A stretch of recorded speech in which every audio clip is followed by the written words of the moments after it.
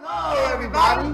We invite you to watch the Wake Up Miami morning show, affectionately known as the WUMMS Show, with your host, Andre So. And I'm Lanice Rochelle. Make sure that you are tuning in every weekday from 9 a.m. to 10 a.m. And you'll catch the hottest morning show in America. Yeah, we're going to say that. Right, the hottest morning show in America. I said it. What? America. What? I did. Only in America. Listen, you can catch some positive affirmations. National Days. News, shenanigans. Dance local, national, the whole nine, and the dance off. So don't miss the show.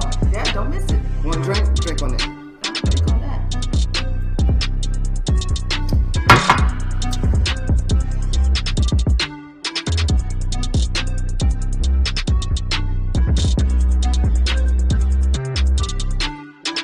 That's what it is. So that's how we feel. That's it. So you make sure that you tune in. That's how we feel.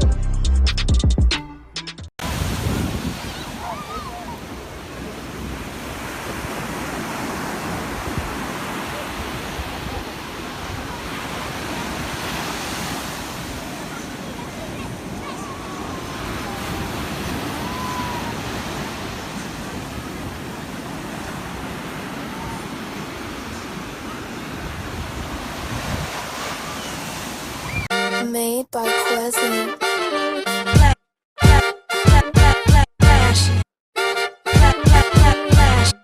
Miami Morning Show. You watching the wake up, the wake up, the wake up, the wake up, the wake up, the wake up, wake up. Miami Morning Show. You watching the wake up, the wake up, the wake up, the wake up, the wake up, the wake up, wake up. Miami Morning Show. You watching the wake up, the wake up, the wake up, the wake up, the wake up, the wake up, wake up. Miami Morning Show. You watching the wake up, the wake up, the wake up, the wake up, the wake up, the wake up, wake up. Miami Morning Show. You Miami Morning Show. You watching the you watching the Miami Morning Show. You watching the wake up, the wake up, the wake up, the wake up, the wake up, the wake up, wake up. Miami Morning Show. You watching the wake up, the wake up, the wake up, the wake up, the wake up, the wake up. Miami Morning Show. You watching the wake up, the wake up, the wake up, the wake up, the wake up, the wake up, wake up. Miami Morning Show. You watching the wake up, the wake up, the wake up, the wake up, the wake up, the wake up, wake up. Miami Morning Show.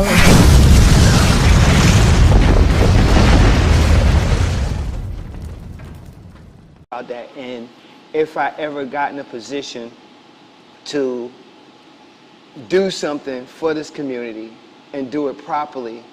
See, my goal is, like, this is my goal. I wasn't born here, but I was born to serve black people, period, no matter where I'm at. I could be in Louisiana, I could be in Kentucky, it doesn't matter. I was born to serve my people 100%. I don't believe in coming here and taking something and not giving back. You have to give back, because that is the righteous thing to do. You got to give back some shape, form, or fashion, because that's just what it is. Because if you give, then you are making room. I was going to say is making room. You're making room to receive. That's the thought process behind it. So when I come here, I offer, you know, I've been here since I was 13. I moved here in 1982. I couldn't stand this place. It was hot. From where? New Jersey. Jersey. Well, actually, we moved from Jersey because my mother worked for Eastern Airlines, right? So we moved from New Jersey to Atlanta. We lived in Atlanta for 4 years, and then she got this really good job down here, and she moved me down here, right? In 1982, I'll never forget it. Actually, I'm putting it in my book. And when I got here, I saw lizards running on the ground. I was like, oh no. I was like, Mommy, we're in the island somewhere. I didn't think that we were still in America. I did not think it at all, because we used to fly all over to the Caribbean. I was like, are we still in America? She was like, yeah. I was like, well, where the squirrels at? They don't have squirrels down here. And back then, it used to rain like, whew. It used to really rain back then. And you would get these frogs on your window with the suction cups. So, you know, that's amazing, because even though we're very different ages, I was here at the same time, like when I was 12 and 13. That was traumatic for me. And came from Colorado. So I remember, Colorado Springs came here and had the same experience. What are these things? I was like, what is this? You know, it was just, it just caught me. And, you know, eventually, you know, I became used to it. I started marching for New Orleans. I went to New Orleans Middle, went to New Orleans High School, marched for New Orleans. And I was supposed to march for FAM. I actually made the FAM drum squad. I never got to go though because life got real at that moment. Okay. So we're gonna leave that there. All right. But I do want to say it is an honor and a privilege to have you guys. Absolutely. To have you. I'm not gonna say you guys, God. but she's gonna be like, don't say you guys. To have such, for me, a prestigious Lady group and of gent. people, a lady and gent, come and speak about and talk about the politics of Miami, black politics in Miami. Let's talk about that. Black politics in Miami. Before we get started, please introduce yourselves and tell us who you are, the dynamic duo. Young ladies, no, his mama said It is Ladies Month. It's Women's Month. Yes, ladies first. I'm Barbara Hardiman. My husband, Billy Hardiman. Who we are, I think we're just people who love our community and just try to give back. The comment that you made about giving, that's what we live our lives by. Just trying to give back and make the community better. Right. And we've been doing that for 40 plus years. Oh, wow. Together? Together. See. Together. 40 so okay, Yeah, here we go. Where did y'all first meet? How did y'all meet? Yes. Let me go ahead. No, you go ahead and finish. You do your introduction. Yeah, do your introduction. Tell us how y'all met. I want to hear this. We probably have a different idea of how we met, but Yeah, 40-year I argument. want to start with you know, my father. Bahamian. Is L.G. Hardiman from Cordia, Georgia. Okay. His wife is Ethel Hardiman, Cordia, Georgia. Country people. Right. Okay. They had 15 children. And Wow. I know it's a lot of y'all. I know it is. I met Back quite in a the few. day, it was a I'm lot number of children. 5, Yeah. so I had 10 under me. Right. I was the first one to be born in Miami. The other 4 were born in Georgia. Okay. So that's how I began my beginning. Humble beginnings. Right. And where were you in Liberty City, or where'd you? Well, and when my parents first moved here, they settled in the Grove. Okay. Okay. Settled in the Grove, stayed in the Grove a few years, and moved to Liberty City. I remember moving to Liberty City. I went to elementary school in Liberty City from the first grade. Right. So I graduated from high school. Right. So That's interesting. and I was actually born in Hollywood, Florida. Okay. Grew up in Carver Ranches, which is now known as West Park. Right. Yes. I would say my household wasn't as functional as it could have been. Mm-hmm. And I always heard from my elders, get an education, get an education. Right. Yes, yes. So my way of getting out of the situation I was in was to get my GED when I was 15 years old and attend Miami-Dade Community College. And that's where I met him. At Ah. I went to Miami-Dade. So when you met her, what did you say when you saw her? What was in your mind? well, I was the president of the student union, the Black Students Union. Okay. And she was I was a journalist for the school newspaper. And Oh, wow. my assignment was to go and do an interview about these radical students. Uh-huh. I went to go interview, saw him. To me, it was love at first sight. Oh. I never wrote the article, never wrote another story. Wow. Joined the Black Student Union, and from there, we just grew close and closer together. What did he say to woo you? Oh Yes. my gosh. I just remember it was you know, when you're tall, dark, and handsome. That's right. Yes. I'm such in awe right now. I'm such in awe right now because I was president of the African Student Union there too. Oh, really? At the WUMMS campus. Okay, Yeah. outstanding. Yeah, Outstanding. I was. And I can't think of the lady's name. She was a black lady, had dreads. She was over the African American studies there. I can't think of her name, it escapes me right now. Yeah. But it'll come back. But yeah. Well, growing up in Miami, right? Growing Right. up, some of these first memories is like, I didn't realize we were poor. Right. Huge family. I didn't realize we were poor. Right. So I went to work at a corner store. I'm about the third grade. Worked all year. All summer had my mom's save my money, hold my money. Come that time for school to start, I went to my mom, hey, my money. She don't spend my money.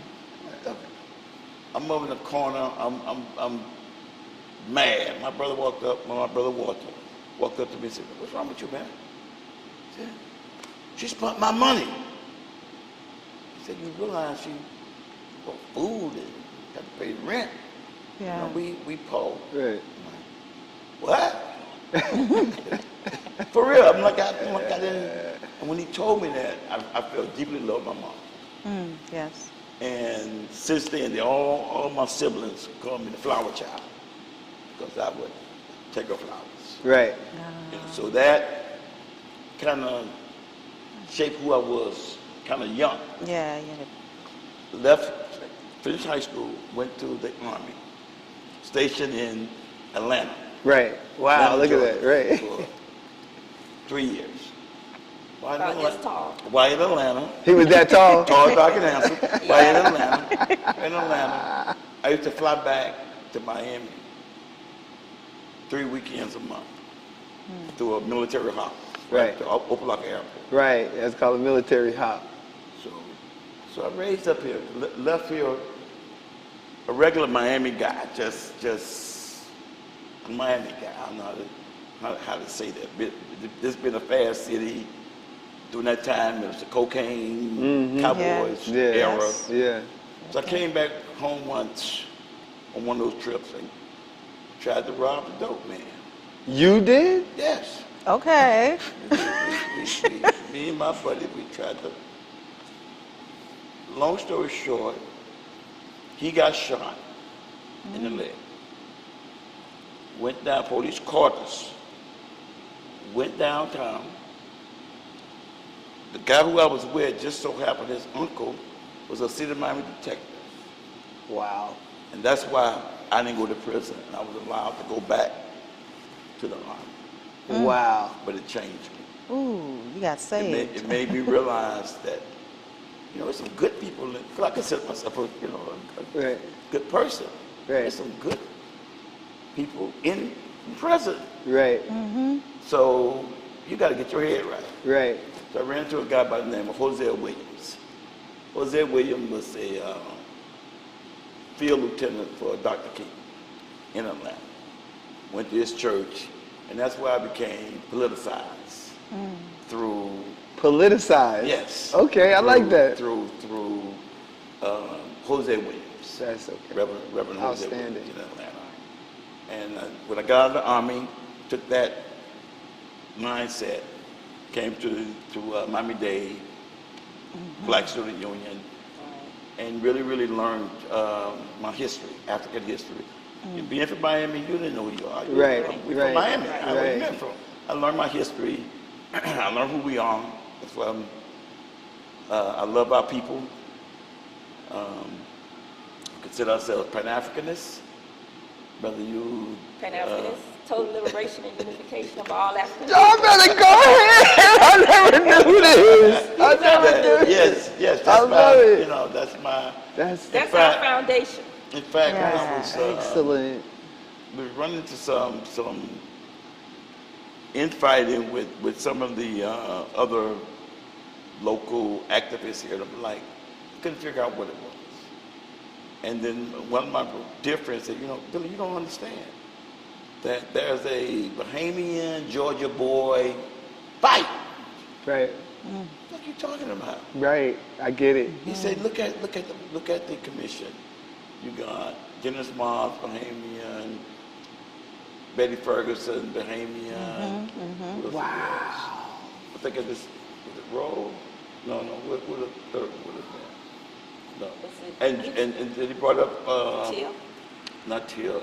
Was Till Bahamian too? Burke was Georgia. His wife was Bahamian. Right. Till was not. That's why he got to So Miami, he probably. started- I he get started- it. So when he said that, I'm like, because I look at black people as Africans. Right. I look at that's, Yeah. you Jamaican by accident. Right, right, Cuban right, by accident, right. Right. You're my cousin. I don't care how we look at it. Yeah. So that's how we got politicized, Black Student Union, Right. and while we there, our faculty of ours Was Carrie Meek. Carrie Meek was our faculty. Who else? She was your what? Faculty of ours. She advisor. worked Really? at Miami-Dade. Wow. She worked at Miami-Dade. Whoa. This is so dope. I'm learning a lot today. Yes. And also her buddy was Miller Dawkins, Right. Commissioner Dawkins. And one of the first campaigns we ever worked on was in '79.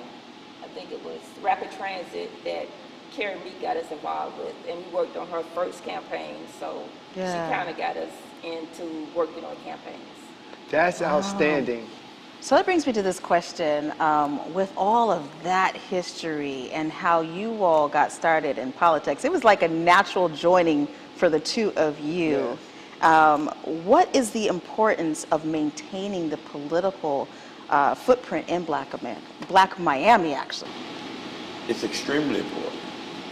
If you don't have a political presence, you don't share in the goods and services that particularly the government has to offer.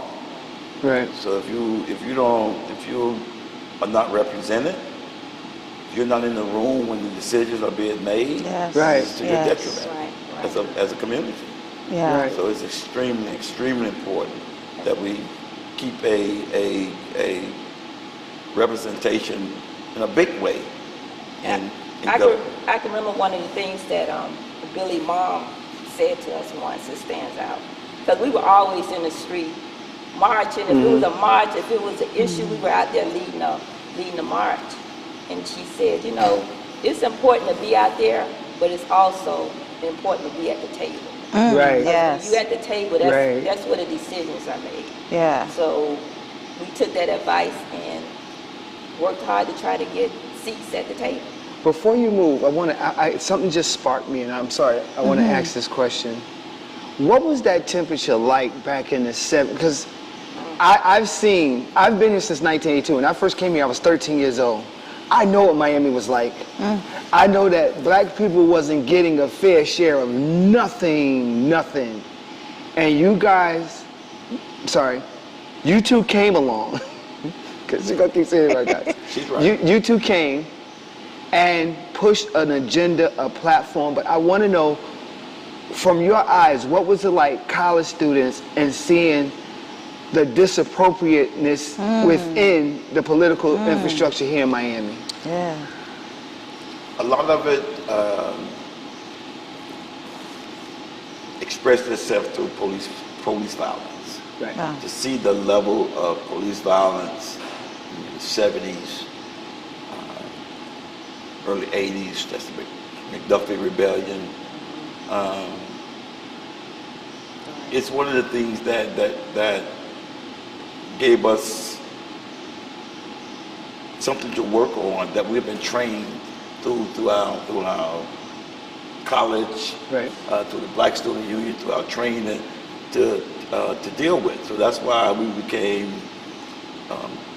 community activist types and spoke out against police violence. Right. To see, If you look at some old footage, you'll see Billy there, either at the table in the background. He had an And we afro. would push, He had an afro there. not quite an afro, but we would push when they called us, y'all rioters. No, we rebelling because of this. Right. And we were able to put issues on the table that would normally not get on the table. That's outstanding. That's outstanding. Oh, yes. So, what was one of the biggest challenges that you faced in putting together campaigns, and how did you overcome that? political campaign. Yes. In modern day campaigns, it's the funding. Okay. It's the money. Right. It's to get your message out. I don't care how good your message is, Right. how good of a candidate you are, if you don't have the funds to get your message out, I mean, the Miami Times is not free. Right. Hot 105 damn sure ain't free. Right. You know? Right. Cox Radio, right? The mailers, you know, it's the money. Right. And when you understand that, and you look at Miami, it's a group of about 100 people that fund all the campaigns. Right. All of them. That means that they're selecting the leaders. Wow. Yeah. That provide like the funds Right. Yeah. for the campaign. Right. One of the things we do, we take, I'll call underfunded candidates, and Help them get their message out. help them get their Yeah. message out, invest our time, Yeah. knowing that they can't pay us, Yeah. can't afford to pay us, Yeah. but we believe in them. Right. And if we believe in them, Yeah. so it's not just the money. We need the money Good. to be able to do it, but we don't go in for the money because both of them cannot pay us. You're talking about a demographic that don't vote because they've been so disenfranchised and they've been so shut down that they don't believe in voting. Right. It's not an accident that we don't vote. I mean, just like it's not an accident that we don't read as much as we should read. We've been taught that. I mean, it was a point that you got killed if you went to go vote. Just like at a point if you went to read a book or something, you got killed. Wow. So I think it's like in our minds. And I mean, it's good reasoning behind it if you ask that average person, but, you know, voting is important. It's imperative. It is such a thankless job, like being an elected official. Right. It's a thankless job. A lot of people hate. A lot of people hate politics, but they want their son or daughter to be president. You know what I mean? So it's a disconnect there. Yeah. And then people, they're quick to say, I'm not into politics. But your every, you know. Everything you do is political to some degree, right? What we, in terms of our campaigns, again, what we try to bring to the table is being genuine and make sure we are vetted to the best of our ability the people we are endorsing. Right. Yeah. And because I have to take these candidates to my mom. Right. Vote for this person. Right. Now, if they get in there and don't do what's right, I got to go back to my mom and say, hey, I'm sorry. Right. Because she's watching. Mama's the same way. The person wasn't what I thought they were. Right. Yeah. Okay, so we're going a different way this time. Have you ever backed or endorsed or supported someone that you found out you didn't like? Oh, yeah. Yeah. We don't have to say no names. We don't have to say no When you names. find out, you know, I mean, to be an elected official, you have so many people telling you again how tall, dark, and handsome you are. I don't know what you look like. Right. That it kind of, you know, your head could blow up. Could blow it up. Right, and to me, it's important, not necessarily how I'm treated, it's how you treat other people. And to me, everybody, you can never have anything that's going to make you better than anybody else. I don't care about what your car you drive, what house you live in. So you give people the same amount of respect. And you find out, like Billy said, head gets big, and they forget about the average person. They begin to think that they are better than the people that they're supposed to be serving. And if I discover that they really are not genuine, don't genuinely care about the community. Right. If I feel that, then I'm all bets are off. Right. I don't care who you are. Right. Yeah. You know, it's about the community first. I want to ask you this. When we talk about having a fair shot, you know, in Black Miami, Black America, in politics, what to both of you is how do you change the narrative? Even now we're struggling to do that, where we are putting our foot on the pavement and we've got a presence in in Black America. We're definitely making sure that we have a presence, but it's still a struggle. So how do we get fair representation now? What do we say to the millennials? What do we say to the, what is it, Gen X? Gen I think it is, right? Xers, What do we say to but them? mainly millennials. Yeah. Millennials, yeah. But what I find is that the world will make our people realize that we have to stay together. We have to fight. We have to continue to fight. We have to continue to struggle.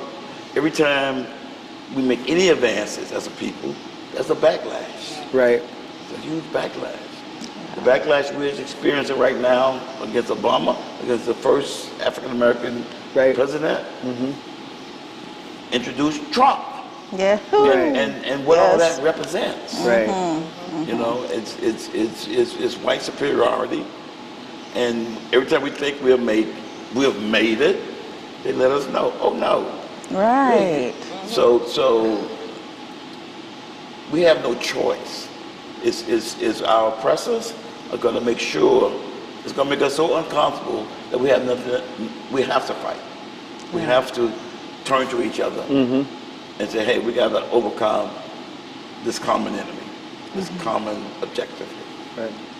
So we chat a little bit, right? And have good living room conversation, right? So one of the things that we definitely said that I want to focus on, and you said it, Ms. Harden, is Black excellence.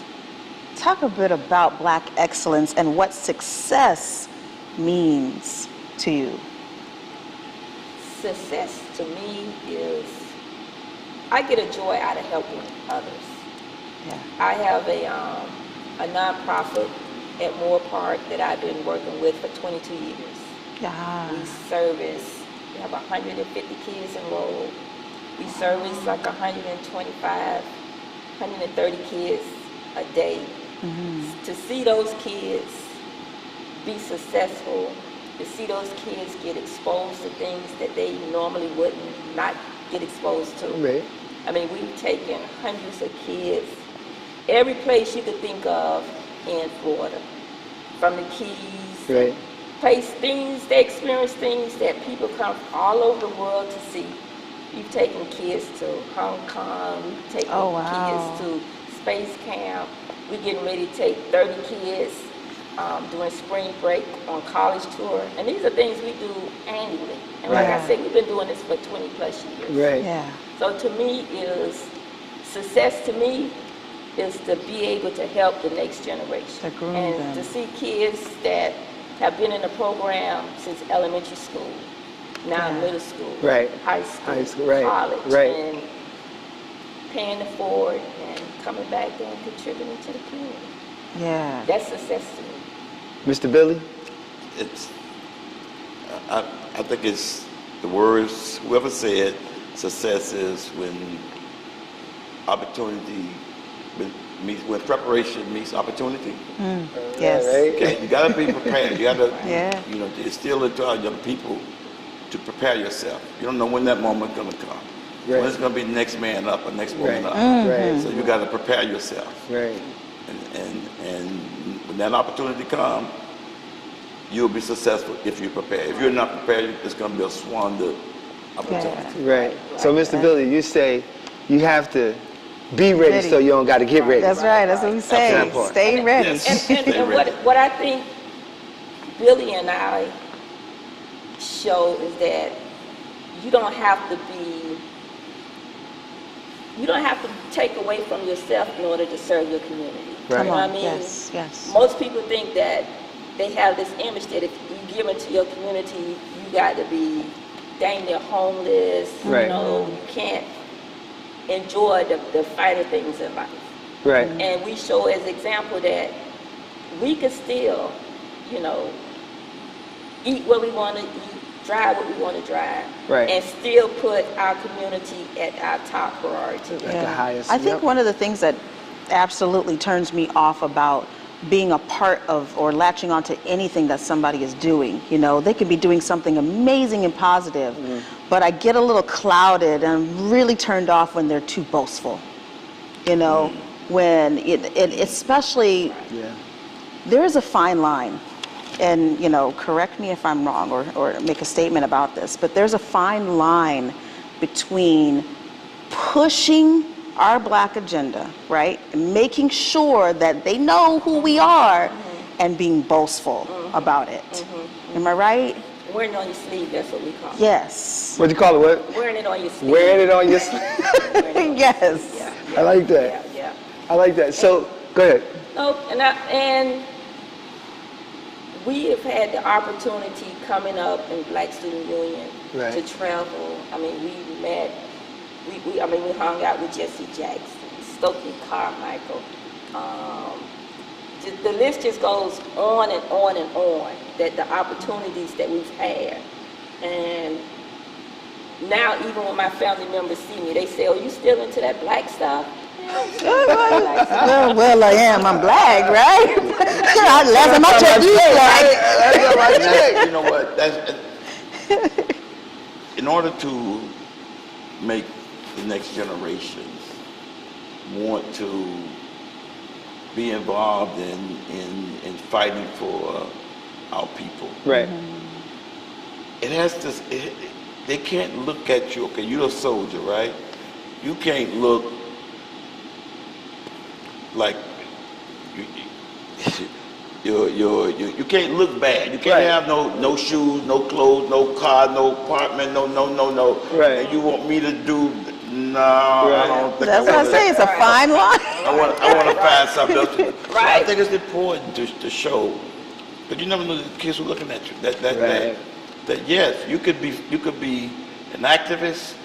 You could be for the community. You can fight like hell for the community, but at the same time, do not use it for the damn excuse not to support your children. Right. Yes. Don't use it as an excuse. Yes. You know, not to take care of your responsibilities. Right. Yeah. We have to take care of those. Plus, fight for our people. Right. That's our duty.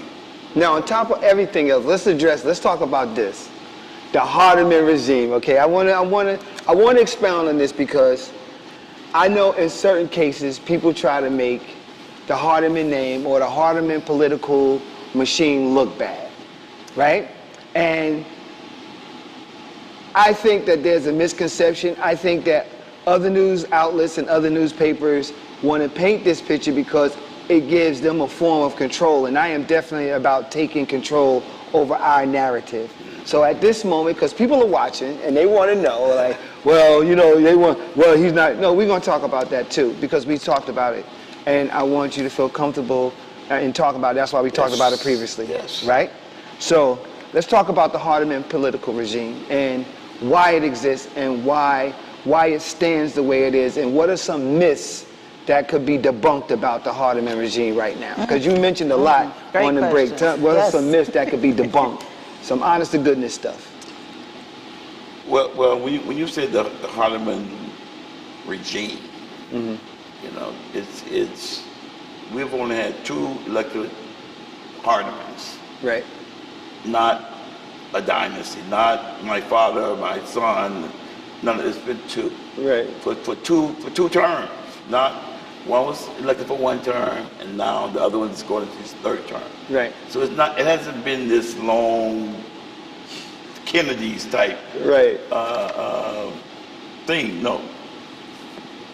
And you have folks want to say that particularly that I think the newspapers, the television reporters to a certain extent want to look at what Barbara and I have accomplished, and I look at that as helping wannabe candidates who otherwise would not have been elected if we did not invest our time, our treasure, our skills and these candidates, many were not the establishment candidates. Right.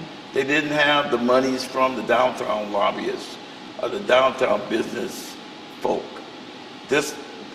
Their campaign, we were successful in getting people elected from the bottom up. Yeah. Right. And they don't like that. They want to be able to say that if you got the Miami Herald's endorsement, you're going to win. Right. Not you got the support of a Hardeman, you're going to win. So they want to they want to tear that down.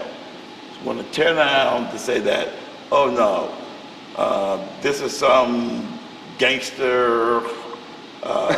Gangster family. Right. And nothing could be farther from the truth. Right. As I said, we're a very humble family. So it's just. And you got siblings that are administrative. They work in certain areas and certain high areas of employment in Miami, serving the community. Yes, my family. Again, my oldest brother George, Vietnam veteran. My brother Walter, retired City Miami Police officer. My sister April, retired Miami Police Department.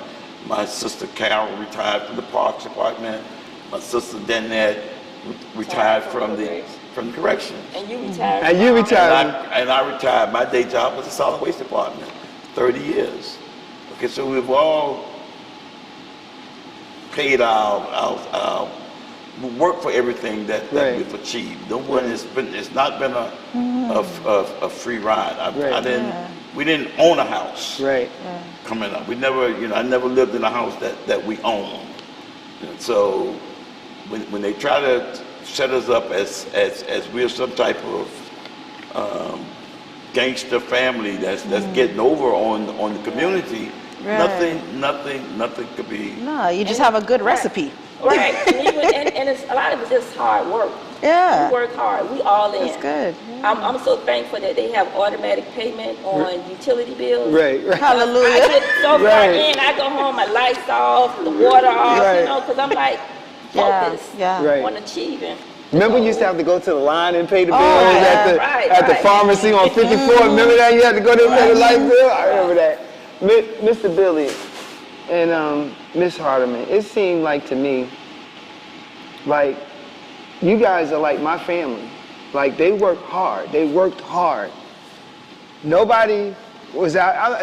None of us come from perfect families, but for the majority, they worked hard. Like your brothers and sisters and yourself didn't work a job for 5 years. Y'all worked a job and did the duration of the job.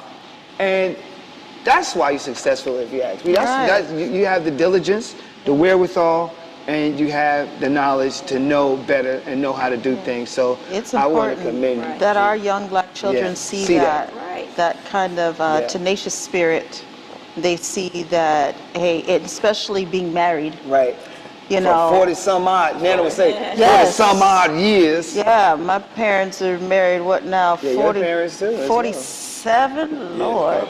47 years.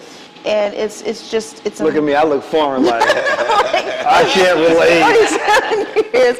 And it's a remarkable thing to be able to experience that, and for your children where they are in their own careers. Like this is the picture, this is the image that our youth need to see. Right. Thank you. We wake up every once in a while and say, where did the 70s go? I know. It's been such a, a joy. And that's, to serve our people, it's such a joy. And now to have grandchildren. Right. Right. Yeah. And to be able to say, they come and visit, say, go home, and they go right next door. Right. One set on this side, another set on this side. Right. It's just, it makes life wonderful. That's why we... Right. Billy said something a couple of weeks ago. He was like, we were doing something, we were involved in something. He's like, if it's not fun, we're not doing something right. Come on now. Right, come on now. It's got to be fun. It's got to be fun. We have fun. We laugh all the time. Sense of humor. He should have been a comedian. That's where I should have made my millions. This guy's like a natural comedian. But we've enjoyed it. And more than anything, we've enjoyed helping people. People call us all the time. And to be able to help things that are small to us, means so much to them. Thank You you. want to see people do better. And one final thing on this heart piece, right? When anytime you want to stand up and fight for black people, Right. Yes, sir. you're gonna become a target. Yeah. And if you can't stand the heat, get your ass out of the kitchen. Come on now. Period, point blank, So, right. so Right. if you want to fight for our people, there have been, Dr. King took a bullet to the brain fighting for our people. Yeah. Yeah. So a bad article, come on with it. I Right. can handle it.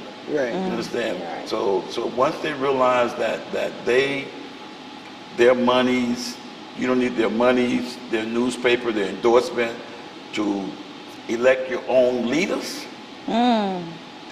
That's what they're upset. That's what they're upset. Powerless. They're hard. They're powerless. Right. That's what they. That's It's not that they powerless. They don't want to see black people unified Yeah. with any type of energy or power. They don't want to see Yeah. We that. don't go around seeking any type of accolades. Yeah. Right. I don't. No, I you don't guys, want you to that's know why who I wanted to do am, this you know, interview, like- because Yeah. you would have a generation of kids not knowing who you guys are and what you did for this community. I They think have to know that's that. something. They got to know that. You know, I'm always quoting my father because he's incredible, and I'm a daddy's girl. No, but he did say, I do remember him saying, you know, Lynn, there is something that America is really afraid of. I said, what, Daddy? What's that? Black people waking up and banding together and knowing who they are. Yes. yes. Woo. Yes. Yes. Yeah, What? That's powerful. That's Yeah, powerful. yeah. I'm going to do this because I would say, normally I say Billy and Barbara. I'm going to say Barbara Thank and you. Billy Hardiman. Thank you so much. Thank you so much, so much, so much Thank for this you so interview. much. It has been a pleasure. Any parting words that you would like your community to know who's watching this, what would you say and what do you really want to say from the bottom of your hearts?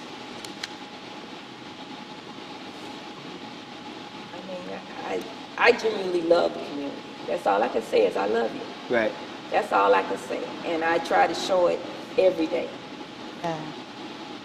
Okay. That's all I can say. That's it. Yeah, I heard it. That's it. Final words. Final word, ditto. Yeah, ditto. Ditto. Final words. That's final words. Mr. Billy say ditto. Gentlemen, let the ladies have the last. That's the last. Thank you very much. Thank We you. appreciate it. Definitely. We get up. Yeah, we get up. Yes. Now we get up. Couple of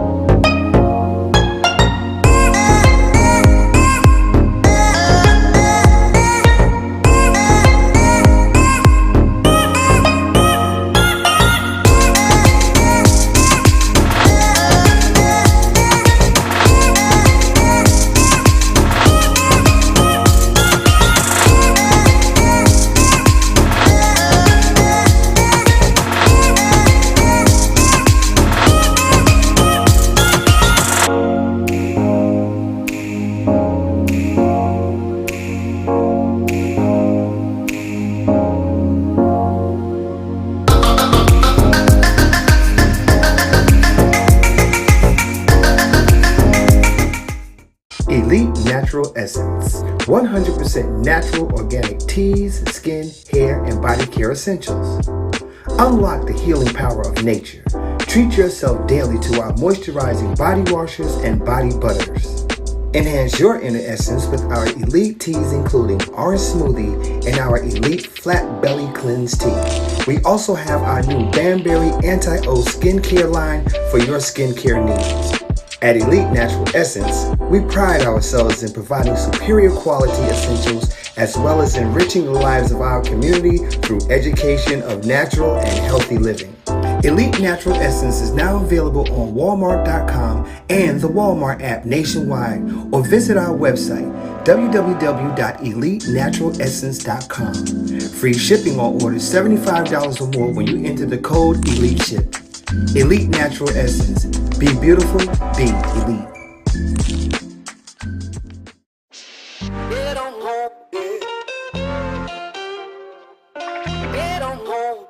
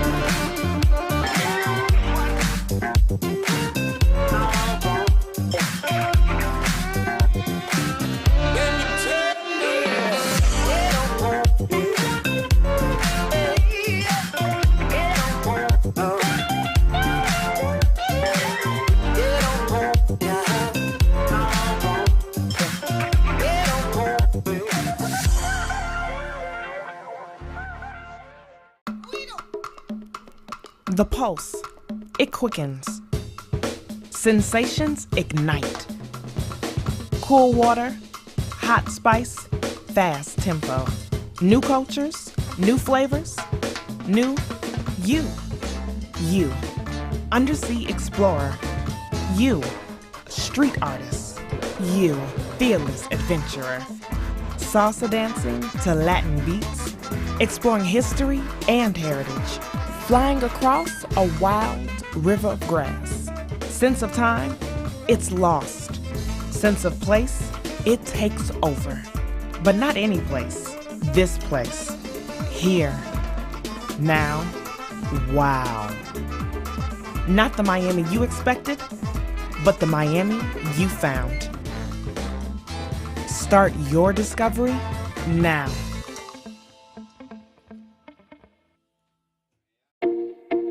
In our community, we are hands-on, putting foot to pavement and establishing real connectivity with our neighbors.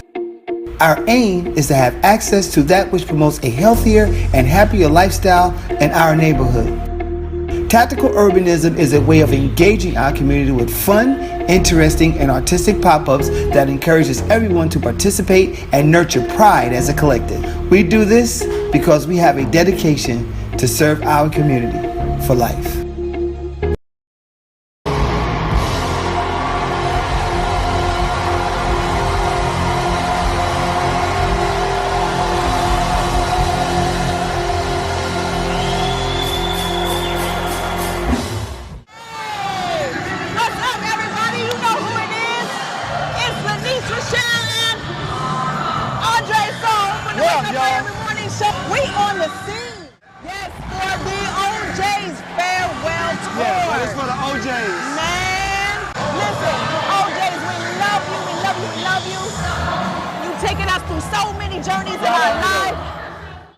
So check this out. We got some interviews coming up. Y'all make sure y'all follow the ones because we back.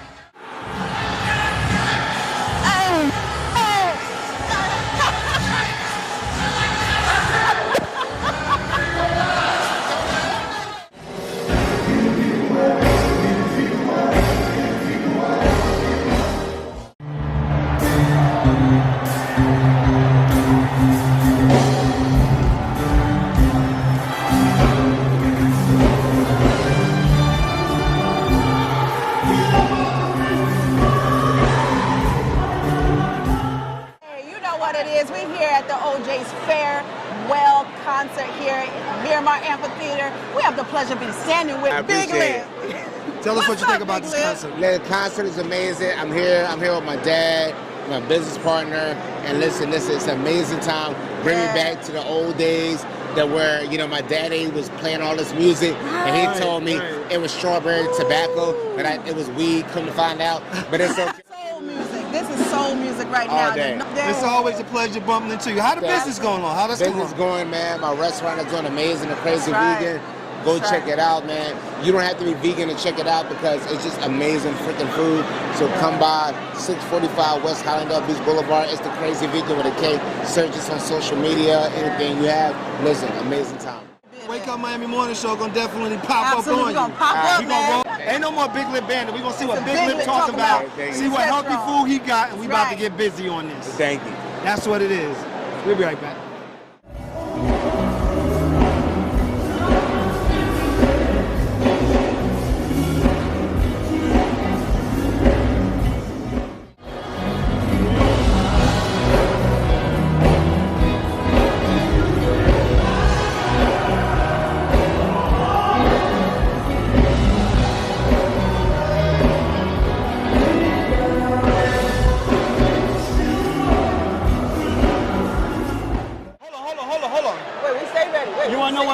Where we at? They want to know where we at. Where we at?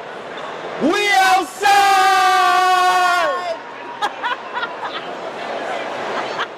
We are here at OJ's Farewell Concert here, Miramar Amphitheater at Regional Park. We have the pleasure of standing here with the mayor of Miramar. Thank you so much for putting on this event.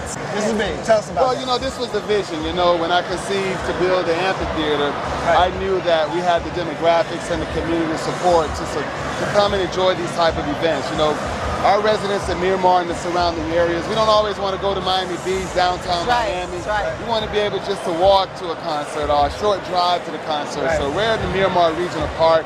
This amphitheater, we've had so many Grammy award artists here, and it's just been a great. And the Manhattans and the OJs. That's old school game. Come on now. Right, that's incredible. This is our music, and it's a pleasure to be here. And thank you so much for allowing us to interview you in this moment.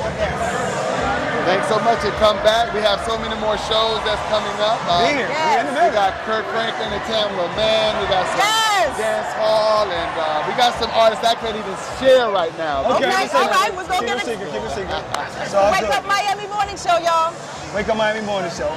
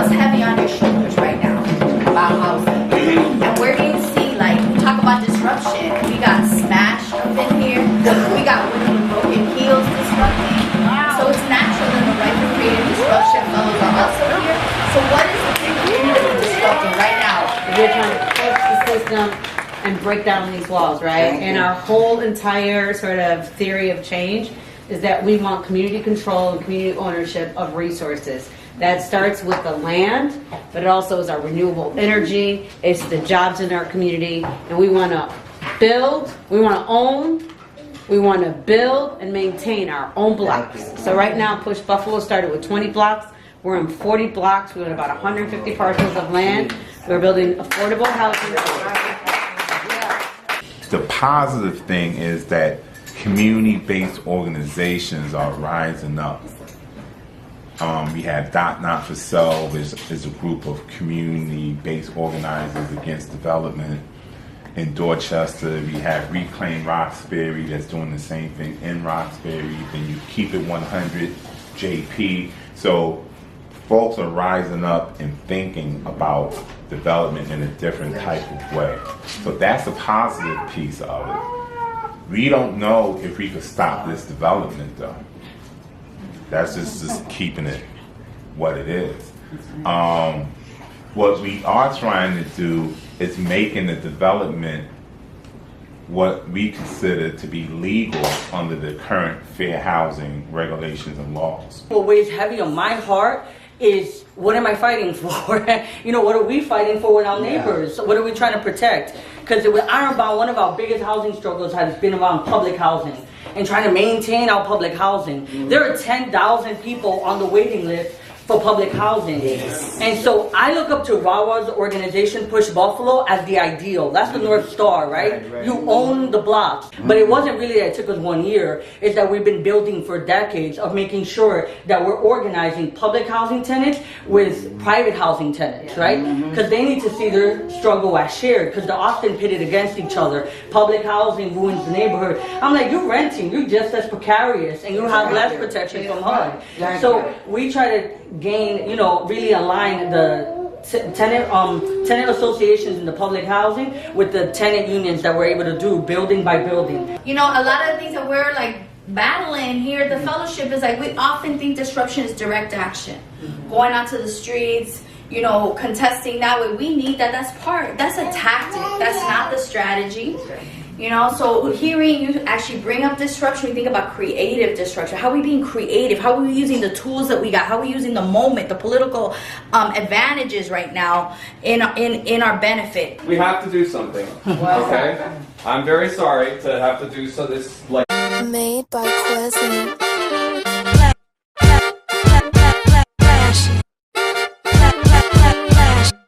Miami Morning Show. You watching the wake up, the wake up, the wake up, the wake up, the wake up, the wake up, wake up. Miami Morning Show. You watching the wake up, the wake up, the wake up, the wake up, the wake up, the wake up, wake up. Miami Morning Show. You watching the wake up, the wake up, the wake up, the wake up, the wake up, the wake up, wake up. Miami Morning Show. You watching the wake up, the wake up, the wake up, the wake up, the wake up, the wake up, wake up. Miami Morning Show. You Miami Morning Show. You watching the Miami Morning Show. You watching the wake up, the wake up, the wake up, the wake up, the wake up, the wake up, wake up. Miami Morning Show. You watching the wake up, the wake up, the wake up, the wake up, the wake up, wake up. Miami Morning Show. You watching the wake up, the wake up, the wake up, the wake up, the wake up, the wake up, wake up. Miami Morning Show. You watching the wake up, the wake up, the wake up, the wake up, the wake up, the wake up, wake up. Miami Morning Show.